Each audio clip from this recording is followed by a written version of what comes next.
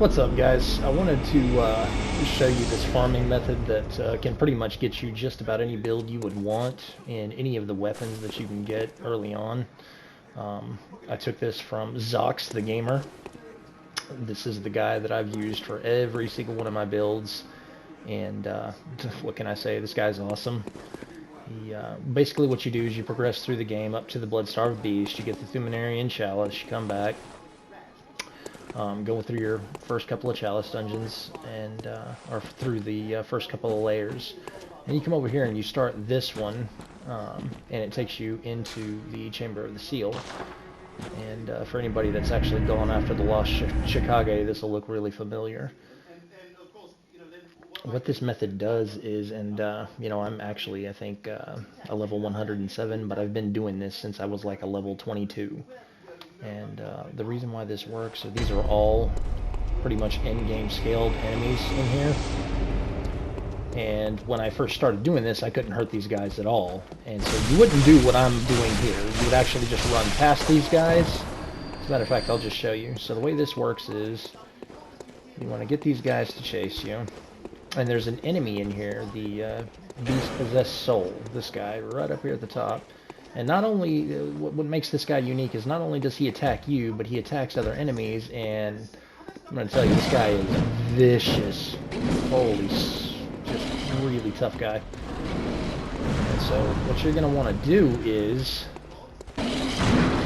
get his attention. Just going to dive around these guys. Watch how quickly they'll knock this dude down. Haven't seen him do that before. Oh crap, that means he's gonna come after me.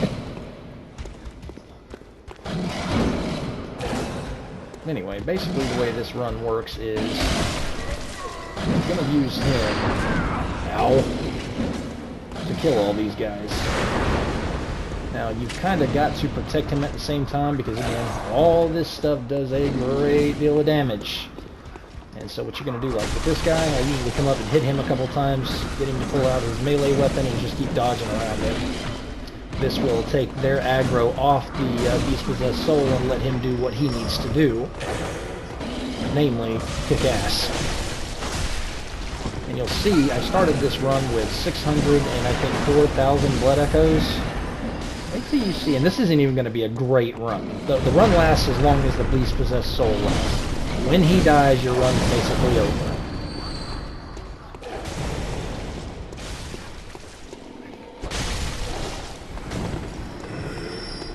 And so you can see there, he died. And so that was right at about a 50,000 Blood Echo run right there. It's crazy.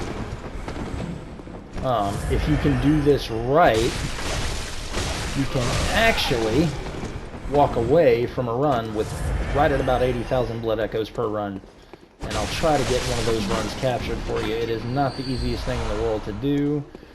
And so once he goes down, make sure that if you can, get him to drop somewhere where you can actually loot him, because he will drop gems that are very useful. If not, it's not the end of the world.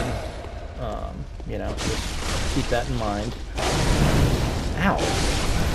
Again, you're not going to want to do what I'm doing here. As soon as this guy dies, this big bastard right here, just head back out.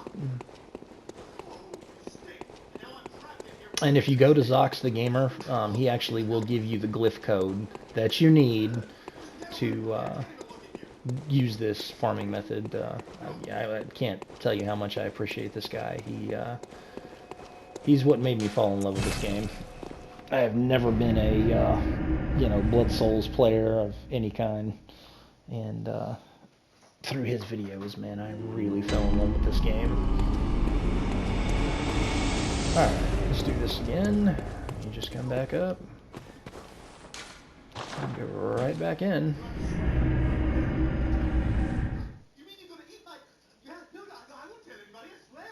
I think the most I've farmed up through this method at one time, I think I got it to right below 3 million Blood Echoes. I have not found, and this is like I want to say this is my 4th playthrough of Bloodborne, and I wanted to do a Chicago build, And because of him, I was also able to get the Lost Chicago right after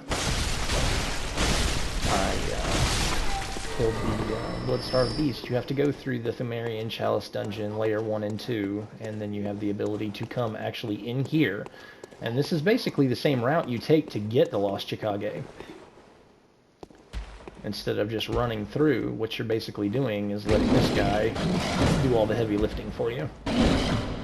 Now again, those two enemies I just killed, don't do that if you're, you know, a very low level. It'll take forever and it's just not worth it. Bait him in here, run up to him, run around him a little bit, they'll follow you, and then let him kill them, and once he kills those two, you're going to progress into the next room. Come on, dickhead. What are you swinging at? Buddy, down here. Hey, let's go. Oh, shit. Now I pissed him off. Yeah, this dude's like Ryu on steroids, I swear to God.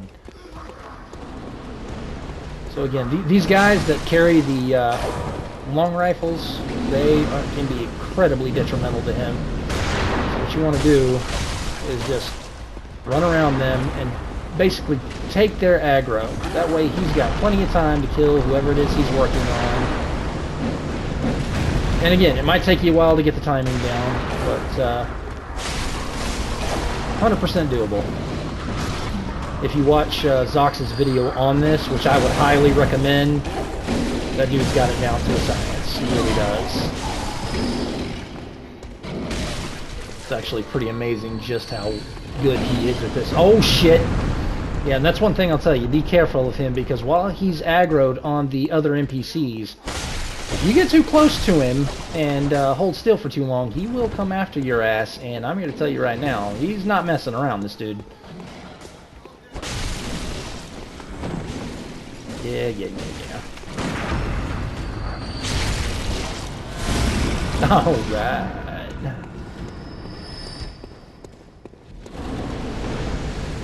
Oh, clumsy asshole. Come on. If he starts doing this, just run up the stairs, take cover, and he'll come after you. Come on. You're going to lead him in here. Right here is where you would actually make the right turn to go after the Lost Chicago. Oh, shit.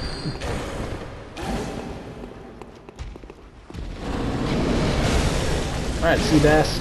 Let him have it. Oh, shit.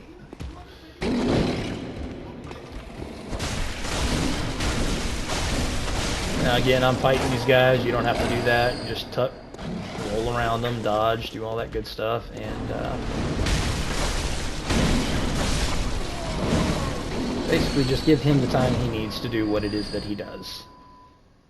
And so right there, that room that he's facing is where you go to get the Lost Chicago, which is what I'm currently using. I'm actually going to go after the Cursed Chicago in my next playthrough. Probably should have done it this time, but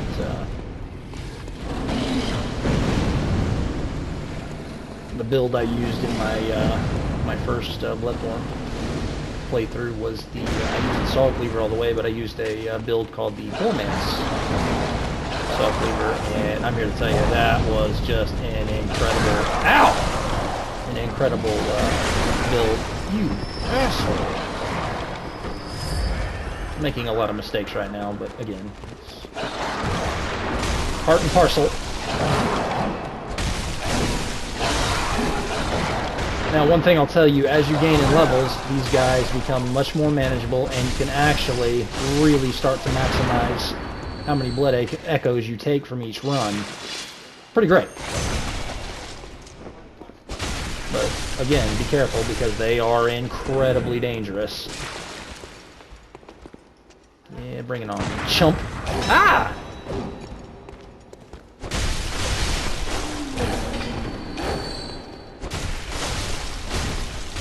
As you can see right there, we started this run with, what, 652,000 or 50,000 blood echoes, and I'm at 752 now. I'll have to double check that in the playback, but I'm pretty sure that's where we started said run with. And, you can see where I'm at now, 756,000, and I mean, it's just, like I said, it's nuts. And there you go. See, I just got some blood tampering gems off of him. It doesn't happen every run. A lot of times he'll have, you know, just blood vials on him, but when it does, it's pretty great. And so where I like to end this run is once I've killed everything, just come down here because this guy is just, you know, again, he's another basically free. I think he's what, worth 4,000 or 5,000, whatever. Let's see, 8,000, 8,000. Yeah, and so 765,000 in one run. Now, one thing I will tell you, once you've completed a run, if you come in this far, the one thing you're going to want to not do that I screwed up on one time is when you come back out, if you listen, you'll hear these damned bloodsuckers. Let's see. Yeah, there it is right there. I cannot tell you how dangerous that damn thing is. I know that because it has the small stomach, these are the most dangerous variant of the all the bloodsuckers, and I'm here to tell you right now they are incredibly dangerous. And so what you can do is just come down here and loot quickly, and then scoot as fast as you can through this door. That bloodsucker can, or bloodlicker, whatever they're called, cannot follow you through this door. It's too big. I would not recommend fighting those damn things. Again, they are absolutely deadly.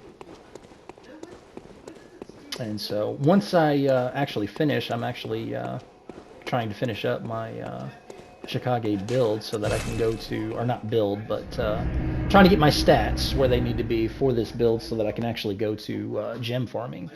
And Zox the Gamer has an incredible video on that as well.